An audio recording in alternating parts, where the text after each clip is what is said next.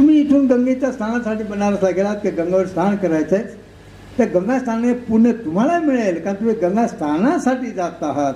तुमच्या मनात गंगा गंगा बसलेला आहे, म्हणून त्या गंगा स्नानाने तुम्हाला पुण्य मिळेल.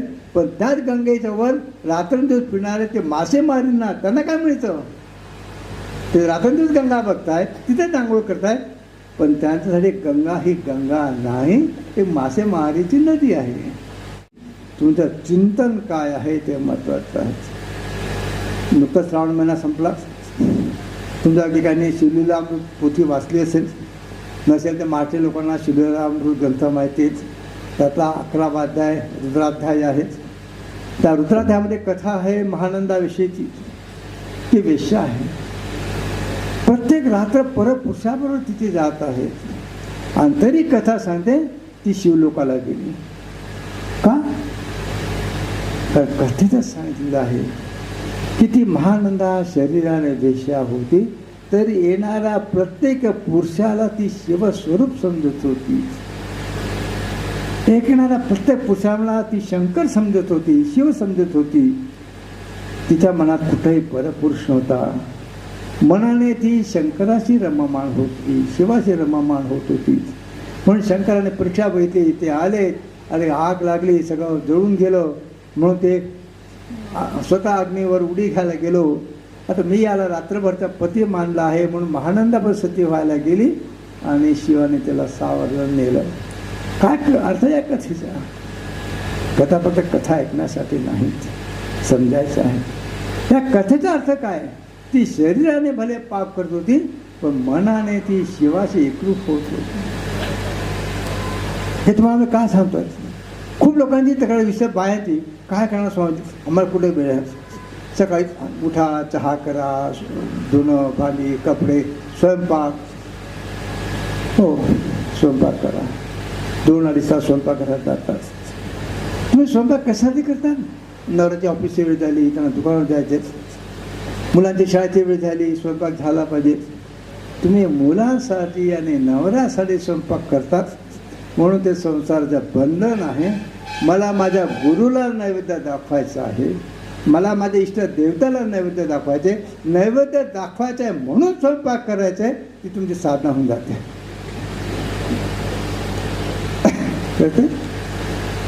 ते 2 तास स्वयंपाक ही तुमची साधना झाली. माळा घेऊन जप करणे साधना नाही आहे. तू ईश्वरा प्रित्यर्थ जे काही कराल त्याला नैवेद्य दाखवायचं म्हणून स्वयंपाक करत असाल, तो 2 तासाचा स्वयंपाक देखील तुमची साधना झाली. नवऱ्यासाठी स्वयंपाक केला तर संसारी बंधन झालं. तुम्ही मनाने काय करतात हे महत्वाचं आहे. आणि मग ती सवय लागते, मनाला मोडावं लागतं. अर्जुन कृष्णाला विचारतो, हे भगवान, हे मन एवढं चंचल आहे, हे कसं साधनेकडे जाणार? भगवान कृष्ण सांगतात की अभ्यास वैराग्य, अभ्यासाने वैराग्याने मनाला मोडता येतं. पातंजली उपनिषदात हेच सूत्र दिलेलं आहे. अभ्यासेन तू कौंतेय वैराग्याने ते गृह्णते. अभ्यास म्हणजे काय? आता समजा तुम्ही साखर गेला, किराणा दुकानात गेला, दुकानदार काही कामात आहे, तुला मी तोलून घेतो, तोलून घेते जे म्हणाल. किती वेळ लागेल तुम्हाला? तुम्ही साखर घ्याल, इकडे वजन टाकाल, ते जास्ती पडले मग काढाल, मग मध्ये एवढी काढली जाईल की ती कमी होऊन जाईल, मग पुन्हा टाका, पुन्हा ती जास्त होईल, पुन्हा काढा. म्हणजे 1 किलो साखर तोडायला तुम्हाला कमी की 5 ते 7 मिनटं लागतील. तो दुकानदार घेतो, टाकतो, व्यवस्थे काढतो, झालं 1 किलो. का? त्याच्या डोळ्याला आणि हाताला सवय झालेली आहे की 1 किलो साखर म्हणजे किती होते. तुम्हाला ती सवय नाही, म्हणून तुम्हाला 1 किलो साखर तोलायला 5 ते 7 मिनटं वेळ जाईल. दुकानदार अर्धा मिनटात तोलेल. तुमच्यापेक्षा वेगळा आहे का तो? नाही. त्याला काय झालं आहे? त्या गोष्टीचा त्याला अभ्यास झालेला, याला अभ्यास म्हणतात. एकच गोष्ट पुन्हा पुन्हा करत राहणं याला अभ्यास म्हणतात. तुम्ही ज्या चपला रोज पायात घालतात त्या बूट्स जे काही शकतेस, मंदिरात गेला, बाहेर मंदिरात दर्शन केलं, शांत चित्ताने केलं तर, नाही तर अर्ध्या लक्ष त्या चपलात असं दर्शन केलं, बाहेर आलाच, खाली न बघता चपला घातल्या आणि चुकून जर दुसऱ्याच्या चपला तुमच्या पायात घातला गेलाच तर तुमच्या पायाला डोळे नाही तरी पाय सांगतात हे चप्पल आपली नाही. पायाला डोळे नाही, पण पायाला त्या चप्पलांचा अभ्यास झालेला आहे, सवय झालेली आहे. तुम्हाला इरादापूर्वक जाणीवपूर्वक न्यायची नसेल तर तुम्ही काढून घ्या.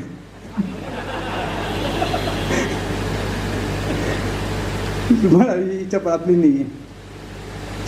कसं कळालं? खाली न बघता पायाला त्या चपलेचा सराव झाला. हा सराव सगळे हा अभ्यास आणि सतत अभ्यास केला. म्हणून तुकाराम म्हणतात, तुकाराम तुला काय जप करायची गरज पडली, भजन करायची गरज पडली, कुणीतरी विचारलं तुकाराम म्हणा, काय करू बाबा, सकल इंद्रिया पडेले वळण. माझ्या इंद्रियाला सवय पडून गेलेली आहे आणि तुम्हाला इंद्रियाला सवय पडते. इथं आम्ही कोणाकडे जात सोडून एक माणूस येत होता, आम्हाला हा माणूस बँकेत कॅशियर आहे. तुम्हाला काय माहिती, ओळखता आला? म्हणून नाही ओळखत. मग तुम्हाला काय म्हणता कॅशियर आहे? मी त्याला ओळखतो, खरं तो कॅशियर आहे बँकेत. पण तुम्हाला कसं कळालं तो कॅशियर आहे म्हणे? पण तो चालताना देखील पोटा असायची करत चाललाय. बघा तुम्ही, काही लोकांच्या हालचालीवरून लक्षात येतात हे लोक काय करत असतील. सवय. मग तशी सवय पडली तर जपाची सवय पाडा ना, जपाची सवय पाडा. आमचा अनुभव आम्ही सांगत बसत नाही, खरं वाटणार नाही आम्ही ते सांगत असतो. बोटाने सवय झाली पाहिजे जपाची, मनाला सवय झाली पाहिजे जपाची. जप फक्त ओठाने करायचा नाही, सकल इंद्रिया पडेल अभ्यास. दुसरं, गोंदवले महाराजांना एक भक्त आला,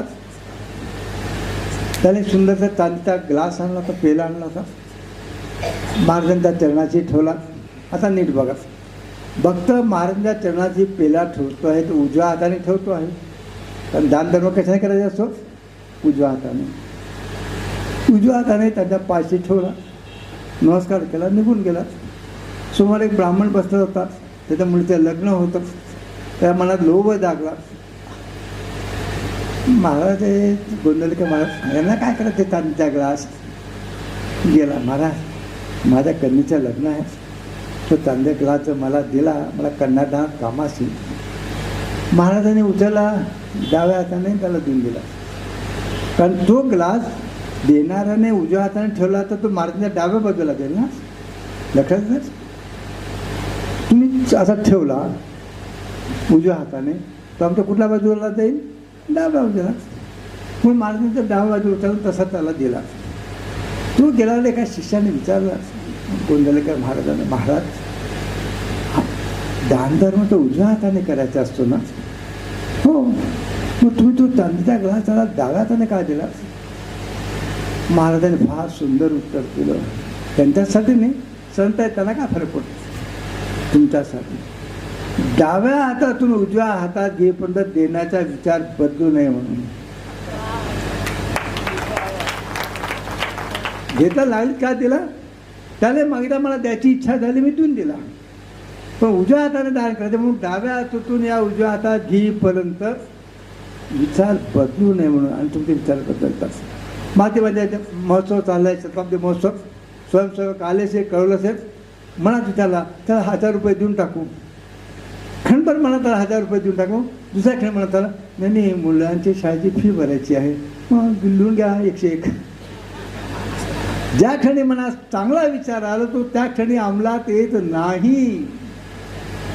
1000 रुपये द्यायची गोष्ट 500 रुपये. एक माणूस नारळाच्या झाडावर चढला. ते 200 फूट उंच झाड, कधी चढला नव्हता, हिंमत केली, चढला. वरून खाली बघितलं, बाप रे एवढा खाली, जर माझा हात सुटला, पाय घसरला, वरून खाली पडलो तर खालून मग त्याने देवाला नमस्कार केला. हे भगवान, मी जर सुखरूप खाली उतरलो तर 1 किलो पेढे वाहीत तुझ्या चरणी. खाली हळूहळू घसरला आला, अर्ध्यावर आला, खाली बघितलं, बघते बघितलं, अर्धा आलो. बघा तुकडं काय मला मदत केली. मीच माझ्या उतरतो आहे तरी ठीक आहे, अजून अर्ध बाकी आहे. 500 ग्राम पेढे घेऊन येईल. खाली उतारा 250 कथा. मी माझं उतरलो, मग कसे पेढे व्हायचे. तुमचा जवळ ही बुद्धीची चतुर आहे, तुम्हाला नसते. कुठलाही वाईट विचार आला की त्याला कठीण दाबा लांबणीवर टाका, आणि कुठलाही चांगला विचार आला तो उद्या बघू नाही. मला संकल्प करायचा आहे की रोज 108 माळा जपेल. मग परवा एकादशी ना, मग एकादशीपासून सुरू करू. काय घेऊन बसली एकादशी? आता म्हणत आला ना, सुरू केलं की आता चांगलं काय म्हणलं मूर्ती बघायची, काय करणार की परवा एकादशी आहे मग 108 माळा जप सुरू करू गुरुमंत्राचा? नाही, आतापासून सुरू. चांगला विचार तत्क्षण थांबा आणि त्यासाठी वेळ द्या. साधारण ही घाई गर्दीने करायची वस्तू नाही. म्हणून काल तुम्हाला सांगितलं, त्याची थोडी चर्चा करतो. स तू दीर्घ काळ नारद असं जात होते. एक साधू बसले होते, अनेक दिवसापासून योगाभ्यास करत होते. ध्यान समाधी चाललेलं आहे. त्यांचं लक्ष गेलं नारदावर. विचारलं, नारदजी कुठे जात आहेत? वैकुंठात भगवंताला भेटायला. मग त्या भगवंताला विचारा ना की मला तू कधी दर्शन देईल, की जर मला सांगा. तेव्हा ठीक सांगा. पुढे गेला. त्या योगी महाराजांनी सेवा करणारा एक साधापणा माणूस होता. त्याने विचारलं, कुठं निघाला नारदजी देवाला भेटायला? त्याला विचारलं ना तुम्हाला कधी दर्शन देईल. ठीक आहे विचारतो. नारदजी परत आले. त्या योगीने विचारलं, काय म्हणाले भगवान? भगवान म्हणाले की तुझ्या मागच्या जन्माचे अजून खूप कर्म शेष आहेत, तुला 3ऱ्या जन्मात मी दर्शन देईन. अरे बापरे, 3रा जन्म, हा जन्म, 2रा जन्म, 3रा. मी उगाच संसार सोडला, संसाराचे सगळे भोग सोडले, एवढी कडक तपस्या करतोय, 3ऱ्या जन्मात दर्शन देईल तर मी कशाला आता वेळ वाला घालू, त्याला संसार करायला गेला. परत तू पुढे भेटला. मला काय सांगितलं महाराज भगवंताने? भगवंताने सांगितलं, तू ज्या झाडाखाली उभा आहे त्या झाडाला जेवढी पानं आहेत तेवढ्या वर्षानंतर तुला दर्शन होईल. तो नाचायला लागला, आनंदाने नाचायला लागला. विष्णू येऊन उभा राहिला. नारद, तू खोटं बोलतो माझ्याशी. अरे बाबा, तो भाल विसरून नाचतो आहे. त्याला एवढा आनंद झाला की भगवंताने इतक्या जन्मानंतर, इतक्या वर्षांनंतर का होणार दर्शन द्यायचं वचन तर दिलं, तर कबूल तर केलं, मी दर्शन देणार आहे. बस मला आनंद झाला, मी नाचायला लागलो. दीर्घकाळ साधना एका दिवसाची गोष्ट नाही. कारण तुम्ही मागच्या जन्मात काय काय कमवलं असेल, काय काय करून ठेवलं असेल, कोणा नाही. प्रत्येकाला वाटतं मी खूप चांगलं आहे, मागच्या जन्मात खूप चांगलं होते. सुदैवी आहात तुम्ही की माठ एवढे संत होऊन गेले. अलीकडच्या काळात सिद्धर स्वामी होऊन गेले. सिद्धर स्वामी एक शिष्या होती, खूप साधारण दर्शन करायची. तिचा मनात एक सूक्ष्म अहंकार, तुम्हाला मागाशी सांगितलं, सगळा धोका देतो सात्विक अहंकार. त्या राजसी अहंकार, तामसी अहंकार कळतो. लंकीने तामसी आहे तिला मारलं, माफ करा, सिंहिका तामसी तिला मारलं. लंकिनीला ताब्यात येणे इतकं कंट्रोल केला, मारलं नाही, कारण तो रजोगुण आहे. साधनेसाठी रजोगुणाची गरज आहे. कारण 3 तास जर मांडी वाळून बसायचं असेल जप करायला, ते सत्वगुणाने होणार नाही, तर रजोगुण पाहिजे स्वतःला. रजोगुण सत्वगुणाशी जुळला तर साधना होते. रजोगुण तमोगुणाकडे वळाला तर राक्षसी वृत्ती होते. रजोगुण इंजिन आहे. सत्वगुण बडे लक्झरीचा डबा असेल, रेल्वेचा फर्स्ट क्लासचा डबा असेल, AC असेल, पण डबा स्वतः पळत नाही. पण रामायण माहिती, विश्वामित्र होते दशरथाकडे राम लक्ष्मणाला घेण्यासाठी. राम लक्ष्मणाला घेऊन विश्वामित्र गेले यज्ञाच्या रक्षणासाठी. तर राम लक्ष्मणाला धनुष्यविद्या कोणी शिकवली? स्वतः विश्वामित्रांनी. स्वतः विश्वामित्रांनी राम लक्ष्मणाला धनुष्यविद्या शिकवली. मग त्या विश्वामित्रांना एवढं धनुष्यविद्येचं ज्ञान होतं तर यज्ञाची रक्षा त्याने स्वतःकडे करून घेतली. कसा दिला राम लक्ष्मणाला? नीट लक्षात घ्या. रावणाशी युद्ध करायचं आहे आणि युद्धासाठी रजोगुण हवा आहे, म्हणून रामाचा जन्म क्षत्रिय कुळात झाला. कंसाला मारायचं आहे, शिशुपाला मारायचं आहे, राक्षसाचा वध करायचा आहे. कृष्णाने यादव वंशात जन्म घेतला. बळीराजाला मारायचं नाहीये, त्यात काय भिक्षा मागायची आहे म्हणून ब्राह्मण कुळात आला. सत्वगुण भिक्षा मागायची ते सत्वगुण पाहिजे, लढायचं आहे ते रजोगुण पाहिजे. रजोगुण माहीत नाही आहे, त्याचा उपयोग तुम्ही कसं करा.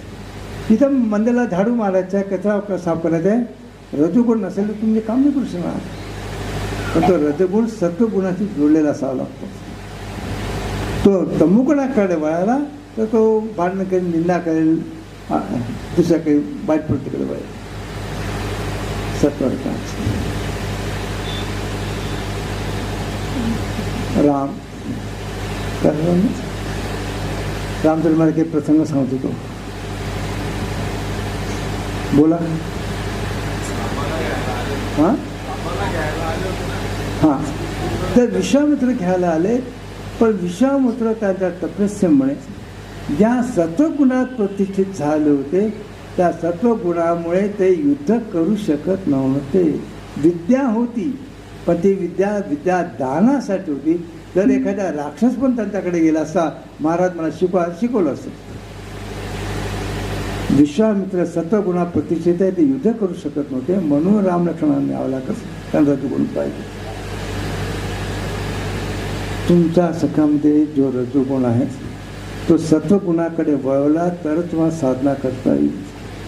तो रजोगुण संसारात भोगाकडे वळवला तर संसार भोग होत राहील. सत्व आणि म्हणून साधना कशी करायची? तमोगुण नष्ट करण्यासाठी, रजोगुणाला शुद्ध करून सत्वगुणाकडे वळण्यासाठी तू दीर्घकाल तू नाचायला लागला, तू योगी परत गेला. काय मिळालं? साधनेमध्ये निराश व्हायचं नसतं. म्हणून काल सांगितलं साधकाला सगळ्यात महत्वाचा गुण आहे तितिक्षा. निरंतर खंड पडू न देता. काय लोक देवाला नैवेद्य दाखवायचं, खूप लोकांना कधी पद्धत देवाला नैवेद्य दाखवायचं, चांगली पद्धती जरूर दाखवा. नैवेद्य का दाखवायचं आहे वेळणी सांगत बसायला, देव खातो की नाही करतो चर्चा करायची नाही आहे. पण समजा नातेवाईकामध्ये लग्न आहे आणि घरातल्या सगळ्यांना निमंत्रण आले, चुलीला निमंत्रण आहे, म्हणजे चुलाला निमंत्रण स्वयंपाक करायचं नाही, त्या दिवशी देव उपाशी, देवाला एकादशी करता त्याचं कोणी भात. आणि मला निमंत्रण आले, माझ्या देवाला निमंत्रण नाही आहे, नाही त्याच्याबरोबर थोडा भात करून दूध भाताचं नैवेद्य दाखवू, हे तर तुम्हाला कधी सुचलं आहे? नाही. मग खंड पडला. मग रात्री खूप उशीर आम्ही लोकांना तरुण पिढीमध्ये तर्क करते. आम्ही म्हणतो तुला ईश्वर प्राप्ती इच्छा आहे ना, नको देवाचं नाव घेऊ, नको काही करू, देवाला शिव्या दिल्या तरी चालते. तो एक नियम करून घे, फार दुरी त्याची करणे. तुझ्या गल्लीत एखादं मंदिर असेल, गल्लीतच एखादं मंदिर असेल, कुठल्याही देवाचं असो, तू मंदिरात देखील जाऊ नको, बाहेर पायरीवर उभा राहून देवाला 4 शिव्या देऊ नये. आणि हा नियम तू 12 वर्ष पाळून दाखव, आम्ही स्टॅम्प पेपर लिहून देतो, ईश्वर साक्षात्कार होण्याचा. तुम्ही तो नियम देखील 12 वर्ष पाळू शकणार नाही. तू मुलगा म्हणला नाही मला मित्राकडे लग्नाला जावं लागलं, उशीर झाला, मग सकाळी हां वेळ नक्की करायची. आम्ही असं म्हणतो की 5 वाजता, तू 8 वाजता उठायचं 8 वाजता, 9 वाजता उठायचं 9 वाजता, वेळ तुझी तू ठरव, पण ती वेळ पाळ. नाही त्या दिवशी मला सर्दी झाली, मग उठायला कंटाळा आला, मग मी 10 वाजता उठलो, नाही चालणार. तू 9ची वेळ ठरली ना, 9 वाजता रोज 2 शिव्या देऊन दीर्घकाल निरंतर खंडानं पुढे देतात. त्या शबरीला तिच्या गुरुने सांगितलं तुझं काम आहे रोज असा साफ करून थोडा 2 किलोमीटरचा एक योजन, म्हणजे आजच्या भाषेत 3 किलोमीटर एक योजन, एक योजन असा साफ करून ठेव. खडे असते काट्याचे बाजूला कर, फळ आणून ठेव. एक दिवस राम तुझ्या झोपेतील. विकल्प रहित श्रद्धा. शबरीने पुन्हा विचारलं नाही गुरु महाराजांना कधी येणार, कसे येणार, काय करायचं. जी आज्ञा दिली ती पाळली. रोज शबरी रस्ता साफ करायची. रोज फळांसाठी. एक दिवस गेला, 2 दिवस गेले, महिना झाला, वर्ष झालं, 2 वर्ष झाली, सतत 12 वर्ष त्यांनी एवढंच केलं. खडे काटे बाजूला केले, फळं ठेवली, वाट पाहिली. रामाला येणं भाग आहे. तो मगाशीच म्हणालो, तुमची बुद्धीची चतुर आहे. तुम्ही काय केलं तर शब्दाच्या जागी आधी तपास करावा असता, राम निघाला काय द्या, कुठपर्यंत आला, माझ्या झोपडीपर्यंत यायला किती दिवसात येईल, मग करू की साव. येणार नाही, येणार नाही. बुद्धीची चतुराई आली. स तू दीर्घकाल निरंतर पुढे सत्कार सेवितो. हे लक्षात घ्या, सत्कार सेवितो. तुम्ही जप करताय आणि तुमचे कोणी नातेवाईक काय करता, क्लर्क आहे, त्याचा ऑफिसर, मग तुम्हाला 10-11 माळा करायचे आहेत, पण साहेब येऊन बसले बाहेर, ते कोण झालं, नाही नाही आपल्याला इथं जायचं आहे, लग्नाची वेळ होते, चला, मग माळा भरभर करणार, स्पीड वाढला. तुम्हाला ही गोष्ट छोटी वाटते, माळा भरभर फिरायला लागली, पण याचा अर्थ काय? याचा अर्थ तुम्ही येणाऱ्या व्यक्तीला त्या जपापेक्षा अधिक महत्त्वाचं मानलं. सत्कार सेवितो. त्या जपाबद्दल तुम्हाला निष्ठा नाही. मी जप करतो, मी उठणार नाही जागेवरून, एवढा जप एवढ्या वेळात मला अर्धा तास बसेल, मी अर्धा तास बसेन मगच उठेन. नाही, कोणते भेटायला आलो, तो मोठा माणूस आहे, मला तुला कामाचा असेल, तो नाराज होऊ नये. देव नाराज झाला तर काय बिघडलं, आपला आहे. परत तुम्ही ऐकलं असेल, देव आपला आहे, संकटाला मटण खायला काय बिघडलं, देव आपला आहे. हा एक राजकीय व्यक्तीचं भाषा आहे. सत्कार तिथे विकल्प नाही. एके ठिकाणी महात्मा गेले, त्याने अद्वैत सिद्धांतावर खूप छान प्रवचन केलं. एक म्हणा, महाराज मला तुम्हाला दीक्षा घ्यायची आहे, दिला गुरुमंत्र सोहम, याने जप करायला सुरुवात केली, सोहम. दुसरे एक महात्मा आले, ते वैष्णव होते. वैष्णव अद्वैत सिद्धांत मानत नाही, भगवान आणि भक्त वेगळे. त्यांना खूप आवडलं त्याचं प्रवचन. मला महाराज मागच्या वर्षी असं महाराज आलं ते, पण तुम्ही ते सांगतात भगवान वेगळे भक्त वेगळे, भक्ती करण्यासाठी मग तुमच्याकडनं मंत्र हवा आहे. पण मग मी आधी घेतला आहे. काय केलं मंत्र? सोहम. मग काही ठीक नाही, काही बिघडलं नाही, तू त्याला दासोहम करून घे. त्याला सोहमला आधी पुढे दा जोडून घे. दासोहम, मी तुझा दास आहे, हा मंत्र जप कर. हा खुश, चला सोहमचा आहे की दासोहम. दासोहम करूया. 3ऱ्या वर्षी पहिले महाराज परत आले, त्याने पुन्हा प्रवचन केलं. याचं पुन्हा मन बदललं की महाराज माझ्याकडून चूक झाली, मागच्या वर्षी ते महात्मा आले होते, त्यांनी असं सांगितलं, मी त्यांच्याकडून मंत्र घेतला. काय घेतला? दासोहम. आता काय करायचं? काय नाही, त्याच्यापुढे आणखीन एक अक्षर जोडून दे, सदा सोहम. हा काय जप होणार आहे? सत्कार सेवितो. आणि पुढं दृढभूमी. तुम्ही ज्यांच्या श्रेणी गेलेला आहात पूर्णपणे, मग त्यांच्यापेक्षा जगात कोण अधिकारी गुरु आहेत नाही आहेत हा विषय डोक्यात येता कामा नये. अगदी ईश्वर आला तरी सांगेन मी माझ्या गुरुच्या श्रेणी, मला मी ओळखत राहिला, ही द्यावी तुमची तयारी होईल. अगदी गुरुच्या समोर ईश्वर आला तरी मी आधी गुरु जे सांगितलं ते ऐकणार. आणि म्हणून ती पार्वती तपस्येला बसलेली आहे, शंकरासाठी तपस्या करते आहे. परीक्षा घेण्यासाठी शंकर सप्तर्षींना पाठवतात. तर सप्तर्षी पार्वतीला म्हणतात, अगं वेडीच का तू? त्या शंकर तो तर जुटावाला भस्म लावतो, स्मशानात पडून राहतो, व्याघ्राम काही कपडे देखील धडत नाहीत, तू विष्णूचे लग्न कर. विष्णू किती मोठा आहे बघ. लक्ष्मी पार्वती असते मला की तुम्हाला उशीर झाला, मी लग्न करेन ते शंभूशी करेन.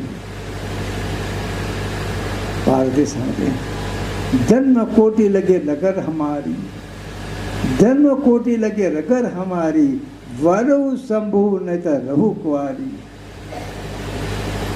अनेक जन्मापासून माझी त्याची गाठ आहे, भेट आहे. वरु शंभू, मी लग्न करेन तर शंभूशी करेन, नाही तर रहू कुवारी. ही दृढता, हा निश्चय. दृढभूमी स तू दीर्घकाल निरंतर सत्कार सेवितो. दृढभूमी.